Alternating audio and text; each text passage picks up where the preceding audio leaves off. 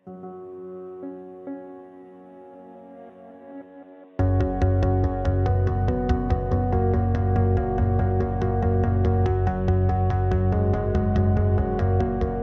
ja heu vist el meu perfil, no sóc doctor en literatura, vull dir que em permetré una miqueta la llibertat de l'ignorant. Diré coses agosarades, gens iconoclastes, heterodoxes i esperant respondre una mica el que s'espera de mi, que és una certa contextualització, una certa comparació amb el món àrab, no? En fi. Però tots són conjectures, ja em disculparan. Llavors, primer una contextualització i després el llibre. Jo la pregunta que em vaig fer després de llegir sobretot la introducció d'Albert Mestres, en què ell parlava d'alguns dubtes d'alguna gent, d'alguns historiadors, si la conversió havia estat sincera, si no era sincera, la primera pregunta que em vaig fer era si tenia sentit que algú, una persona que fa un llibre, la veritat és que molt enginyós, molt actual, molt heterodoxa, molt divertit, com ja s'ha dit, si algú d'aquesta capacitat, d'aquest intel·lecte, tenia sentit convertir-se a l'islam o no en aquella època. Recordem que va néixer el 1352, que mor el 1426, que la disputa de l'As es va escriure el 1417 o el 1418 i que el seu llibre, la Tuhfat, el 1420. Si ens situem en aquesta època i unes preguntes si tenia sentit que algú es convertís a l'islam, que volgués saber l'àrab, que publiqués en àrab, doncs contextualitzarem una miqueta aquella època. Ell de fet és contemporani d'un gran intel·lectual àrab bereber com era Ibn Khaldun. Ibn Khaldun va néixer uns anys abans que ell, el 1332, i va morir uns anys abans que ell, també el 1406. Per tant, són contemporanis. Ibn Khaldun era un historiador, filòsof, conegut per ser un dels pares de la sociologia, la historiografia, de l'economia, i que en aquell moment era un dels grans defensors del racionalisme dins del pensament àrab. I té un dels llibres més importants, és una història universal, amb una especial atenció als nòmades berebers i a la seva relació amb la vida urbana.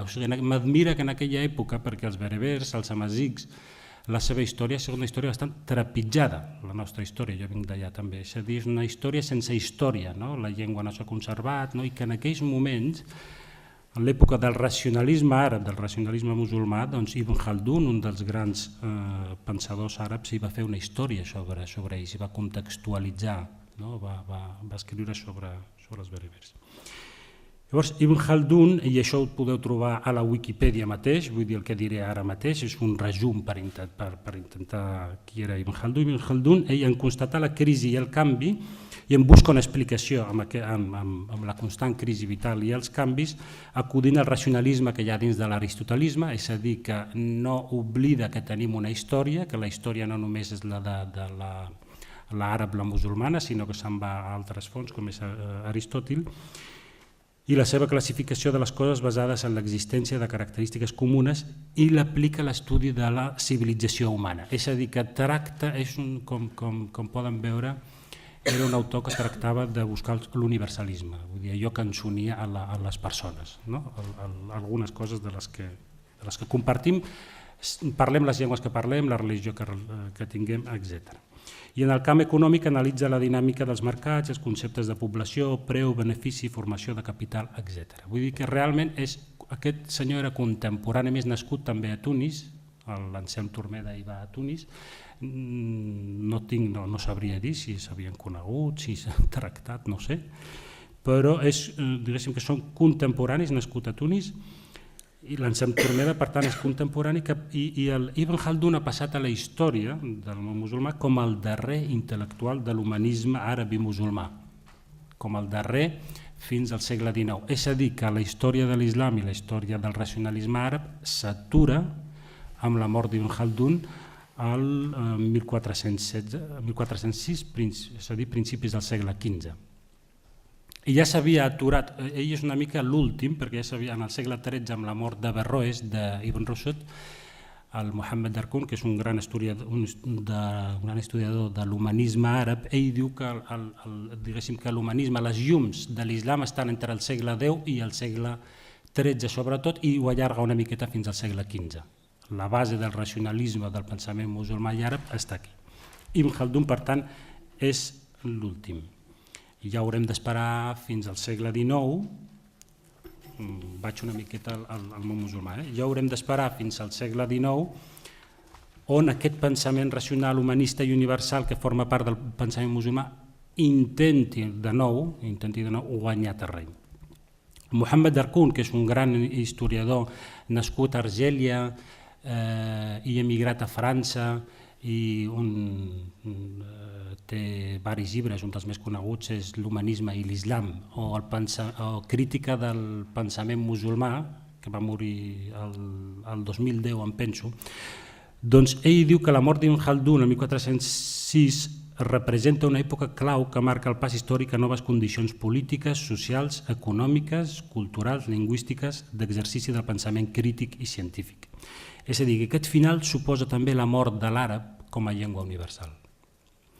Paral·lelament, a Europa, estem a finals de l'edat mitjana, uns anys més enllà vindrà el descobriment d'Amèrica, l'eclosió del Renaixement amb les seves idees humanistes, és a dir, que s'enfonsa, l'apassionant de llegir aquest llibre també és veure com gràficament en aquesta època veus com va emergint un món i es va enfonsant l'altre.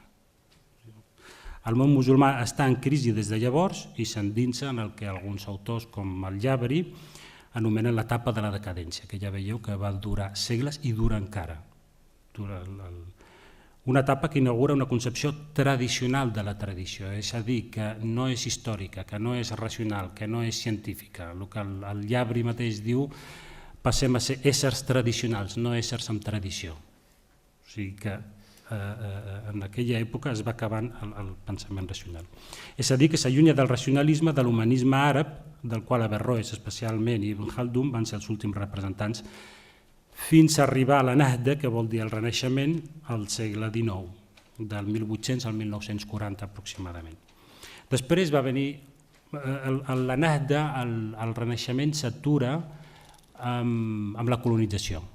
Llavors hi havia amb la colonització i després ja va venir una altra etapa curta de revolució socialista entre 1950 i 1970 i finalment la mal anomenada revolució islàmica del 1979 amb les seves guerres caïnites, el terrorisme internacional i tota la decadència que podem.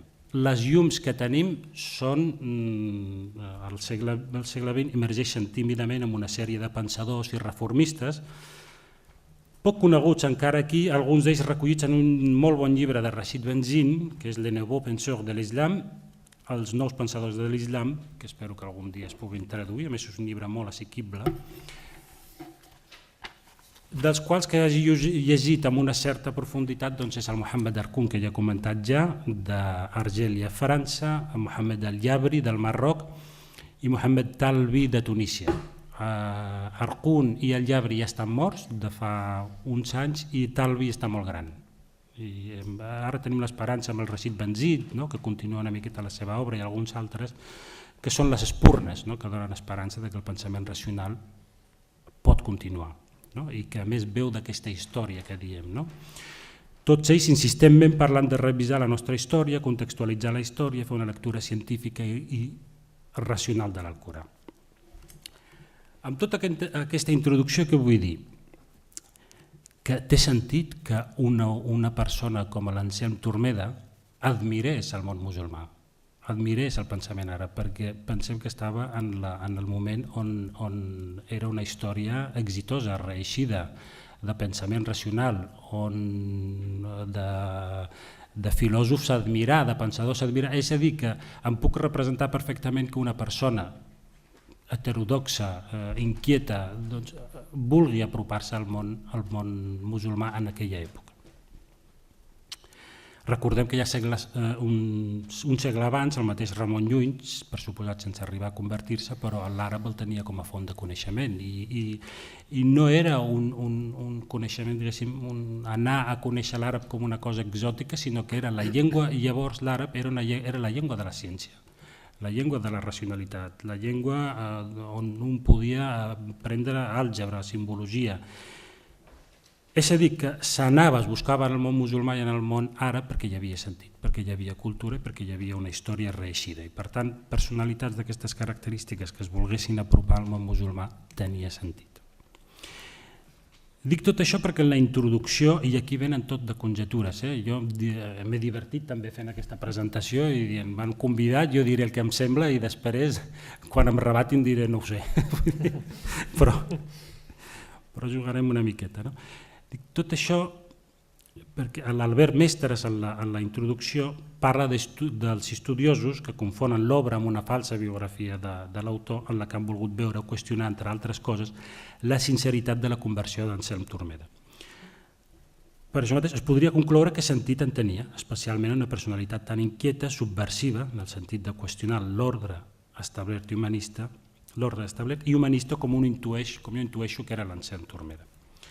Aquest fet no es contradiu, sinó que complementa allò que Martí de Riquer, citat també per Albert Mestres en la introducció, diu. El Martí de Riquer diu, i ja em perdonareu la gosadia, però insisteixo, però ell diu, en els seus llargs anys, la gosadia de criticar el Martí de Riquer, en els seus anys d'estada a Tunis, 36 anys almenys, mai no deixà de sentir nostàlgia de la seva vida entre europeus, de la seva terra nadiua, de l'ambient on havia nascut i s'havia format, mentre que la vida com a moro degué arribar a fastiguejar-lo i a fer-se-li incòmode. Diu això. Dos comentaris al respecte, i deixat endur per aquest atreviment. Si tenim en compte que la disputa es va escriure més de 20 anys després de la seva arribada a Tunis i la seva visió satírica, irreverent, divertida, com ja s'ha dit, i una certa visió lúdica de la identitat, que aquesta és veritat, que és una impressió que a mi em dona, que l'Albert Mestres també en parla a la introducció, però que un llegint el llibre un pensa, jo imagino un fra Anselm jugant amb la seva identitat. De fet, l'Albert Mestres diu que en les seves obres que va escriure sembla com si es divertís jugant a les dues bandes d'aquest mirall, i realment dona aquesta impressió. Si tenim en compte aquesta visió un tant lúdica de la identitat, més, si tenim en compte també coses com ens han ensenyat especialment un altre il·lustre immigrant i exiliat, ja més contemporani, més del segle XX, l'Edward Said, que ell deia que la identitat de l'exiliat i en general de la persona que emigra es reparteix per igual entre la ferida impossible de cicatritzar, que s'obre entre l'individu i el seu poble natal, i l'alegria de la identitat dissonant, que mai no està del tot a la veritat i sí un xic fora de lloc. És a dir, que l'exiliat i l'immigrant es mou entre aquestes dues grans coses que a vegades semblen contradictòries, a vegades xoquen, a vegades es troben, a vegades dialoguen, s'abracen, a vegades es repudien, que és la ferida de no estar en el país on un ha nascut, i l'alegria també de tenir una identitat amb la que un pot anar jugant, que pot mirar un cantó cap a l'altre, sempre dissonant, sempre problemàtica, però que també poden donar fruits molt reeixits, com en el seu cas, i va donar tot, el de l'Edward Said en aquest cas, una obra també monumental, centrada bàsicament en aquest punt, què vol dir, quina concepció tenim d'Orient des d'aquí, etc. Si tenim en compte aquests dos aspectes, és probable que arribem a la conclusió que Anselm Turmeda, molt probablement, no estigués del tot amargat, com diu en Martí de Riquer, amb la seva vida de moro. Jo m'atreviria a dir que aquest no és un llibre d'algú fastiguejat, al contrari, és un llibre molt alegre, no dona la impressió d'una persona amargada. I a més, si ara afegim una miqueta, portaré una mica de visió des de la psicologia, què ens diu la ciència actualment? Què sabem de la persona que emigra, que canvia de país? Aquí hi ha un psiquiatre que és el doctor Chotegui que ha teoritzat molt sobre el dol migratori. I què diu ell del dol migratori? Ell diu que és un dol, el dol, pensin que és, el dol tots hem fet i en fem constantment. El gran dol és quan un perd alguna persona, algun ésser estimat, i el dol és el procés de reorganització de la personalitat davant de tots aquests canvis. Doncs què diu del dol migratori? Que és un dol parcial, en el sentit que no desapareix al país, per tant no fas un dol per alguna que hagi desaparegut, sinó per un país que continua estant allà. Que és parcial, és recurrent, un no deixa de pensar mai, està allà, podria tornar, i si estigués allà, i si em trobés ara algú, és un dol recurrent i és múltiple perquè es fan dols per moltes coses, no? Pels amics, per la llengua, pel paisatge, etc. Què més, quina altra característica té? Que genera ambivalències. O sigui, l'immigrant viu en l'ambivalència, en l'aquí i l'allà, en el comparar.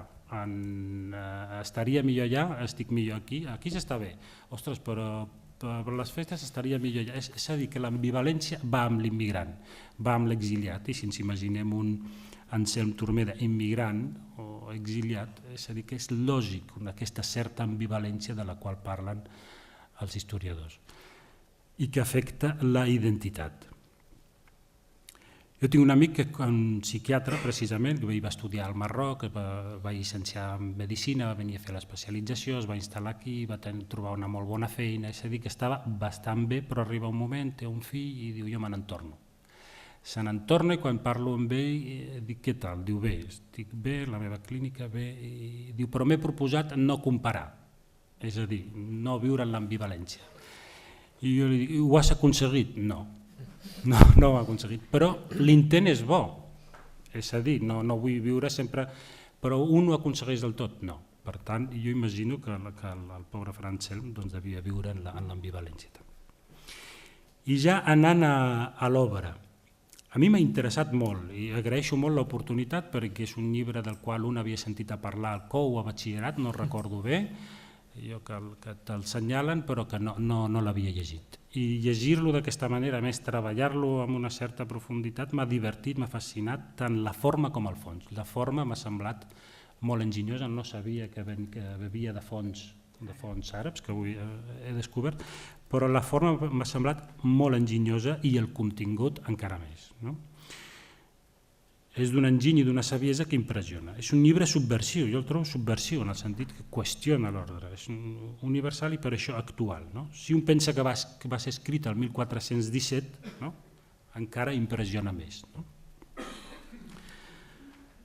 Llavors anem a l'Asa, amb aquest personatge tan entranyable que crea el Fra Anselm. Quan l'Asa li diu al Fra Anselm, ell li diu algunes coses que diu, mira, de doctors, filòsofs, poetes i bons oradors, prou que en tenim, li diu l'Asa al Fra Anselm, es refereix dins del món animal. Diu, però com que no enteneu la llengua, us en rieu, com fa el cristià del parlar del moro i el moro del cristià. I això passa perquè l'un no entén l'altre. Diu, vosaltres sou igual, perquè com que no enteneu el parlar o el llenguatge dels animals, creieu que no tenim saviesa. Això li diu l'Asa.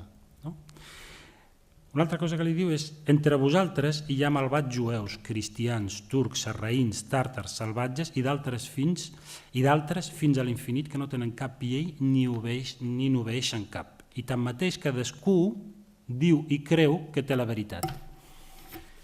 I la segueix mentre els altres tenen la mentida i la falsedat i la segueixen. És a dir, parla del fanatisme, del no entendre's, del no respectar-se, del donar les coses per suposades. Jo veig a un ase, vaja, jo conec pocs ases a la literatura, però hauríem d'arribar a Platero i jo per trobar algú tan entranyable, i aquest encara més savi, un ase molt humanista, per tant un Fra Anselm molt humanista, un visionari, una personalitat enginyosa, aguda i intel·ligent, un ase a favor de l'universalisme. Jo ho he volgut veure això i a més amb aquestes cites, com que no ens enteneu, doncs no existim, com que el cristià i el moro no s'entenen, doncs cadascú vol imposar la seva veritat. I hi ha una certa crítica a tot això. L'amic de la humanitat, dirà Freud uns segles més tard, és aquell que supera les ambivalències emotives i tria la via de l'universalisme, una part que treballa per la supervivència del tot. L'enemic de la humanitat està només a favor d'una part i nega la possibilitat de l'existència del tot. Fra Anselm sembla que ens proposa un món animal que és més universalista que el món dels homes. És clar que no oblidem que finalment l'ase, i amb ell tot el món animal, reconeix el seu estatus inferior. L'argument no admet rèplica. Déu Totpoderós va voler prendre carn humana unint la seva alta divinitat amb la nostra humanitat fent-se home. Amb aquest ase només li hagués fet falta qüestionar l'existència de Déu. Però clar, li demanaria moltíssim, no? Li haguéssim demanat ja un Anselm pràcticament del segle XIX, no? Però si ho hagués fet hagués estat fantàstic, per no rendir-se del tot, però al final acaba acceptant la seva inferioritat. L'evolució, dirà també Freud, no ens fa més dòcils, ens sentim confosos en no poder reconèixer la diferència entre l'estranger i l'enemic, i cosa més important, descobrim que l'enemistat està dins de nosaltres mateixos. És molt important en la psicoanàlisi i en Freud. Sembla que Anselm Turmeda, des del seu lloc de l'altre, de l'estranger, en pensar en el seu origen, arribi a la mateixa conclusió. Vist el seu antic món a través d'aquest ase tan entranyable com intel·ligent, sembla arribar a la mateixa conclusió que Freud uns segles abans. L'enemic és dins nostre. Perquè la crítica que fa l'ase a través dels 7 pecats capitals a l'Església és demolidora. I recordem que en aquella època l'Església és l'establishment. Jo me'l represento així, vull dir, és la crítica al poder. I l'establishment treballa només per la seva supervivència, que és en el fons el que li diu l'ase. No? La institució que ha de lliurar-nos de tots els vicis n'està plena. I l'ase li diu això, això altre, més com ja s'ha dit, parlant de tal poble, de tal frare, de tal lloc. No? Trobo aquesta obra d'una agudesa i d'una actualitat que parlen per si mateixes de la universalitat d'aquest fabulós llibre. I ja per acabar, diré que m'ha sigut impossible no pensar en un autor contemporani molt admirat, que està construint una obra monumental, en Watji Mowawat, molt admirat i envejat perquè té 40 i molts, però l'home està fent una obra, se'l compara amb Shakespeare, amb la tragèdia grega, i jo crec que no exageren. I això és d'admirar i provoca una enveja terrible també.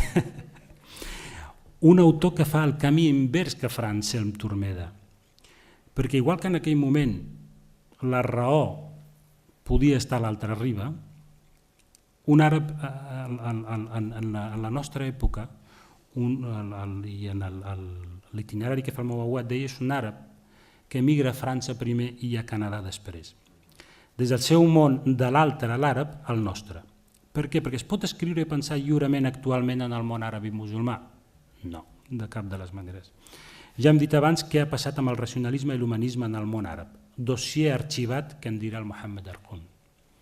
Doncs bé, un cop instal·lat en aquesta part del món, Watji Mowawat construeix una obra gegantina i on centra la seva mirada en el seu origen i que ens diu que l'enemic és dins nostre, també. Amb la seva obra Incendis, que s'ha representat diverses vegades aquí a Barcelona i que és una obra frapant, el metge de l'orfenat, a la pregunta d'un dels personatges, la Souda, i diu on s'han portat els nens, perquè ells buscaven un nen en aquest orfenat. El metge li diu se'ls han emportat, no sabem on. I la pregunta per què? I llavors el metge li diu per venjar-se, ho diré en castellà perquè el text el vaig llegir en castellà, diu para vengarse. Hace 2 días los milicianos colgaron a 3 refugiados adolescentes que se aventuraron fuera de los campos. ¿Por qué colgaron los milicianos a los adolescentes? Porque 2 refugiados del campo habían violado y matado a una chica del pueblo. ¿Por qué violaron aquellos 2 hombres a la chica? Porque los milicianos habían lapidado a una familia de refugiados. ¿Por qué? Y así podrían seguir. ¿No? La historia, diu, puede proseguir aún mucho más tiempo, de hito en hito, de cólera en cólera, de pena en tristeza, de violación en asesinato hasta el comienzo del mundo. L'enemic, doncs, diu el Watji Mowawat, està dins nostre, està dins de l'home. No? Les guerres caïnites, no, això és no aturar. I un altre paral·lelisme, ja per acabar, salvant totes les distàncies de l'Anselm Turmeda amb el Watji Mowawat, salvant totes les distàncies, sisplau, perquè ara aquí vingués algun acadèmic i em posaria, vull dir, estic fent una intervenció totalment iconoclasta, totalment ortodoxa, lliure, sense cap universitat al darrere, totalment deixat en dur per la intuïció. Quin és l'altre paral·lelisme? La seva novel·la Ànima, que també és una novel·la impressionant la que construeix aquest autor, ell també observa el món dels homes a través de la mirada dels animals, a través dels ulls dels animals. Són els animals qui observen i qui ens van informant d'on què està fent el personatge. I al costat d'aquests queda clar qui és el salvatge, i en el Mowawat de forma molt més contundent que en Anselm Turmeda. El salvatge, però, ho hem de reconèixer, és qui domina la bèstia, l'home que serveix dels animals. L'home que és més fort també perquè, i aquesta és, diguéssim, l'esperança, perquè sap produir bellesa, perquè sap produir pensament, perquè sap produir molt més, que ho segueix molt més que un salvatge, això és veritat. I l'home exiliat, en aquest cas l'Anselm Turmeda i el Mouawad, esquinçat per la pèrdua d'un antic món i que s'aferra a un altre món que li dona l'oportunitat de pensar, pot aportar-nos, com de fet han fet, reflexions tan complexes i punyents com les que hem tractat de dir en aquesta exposició.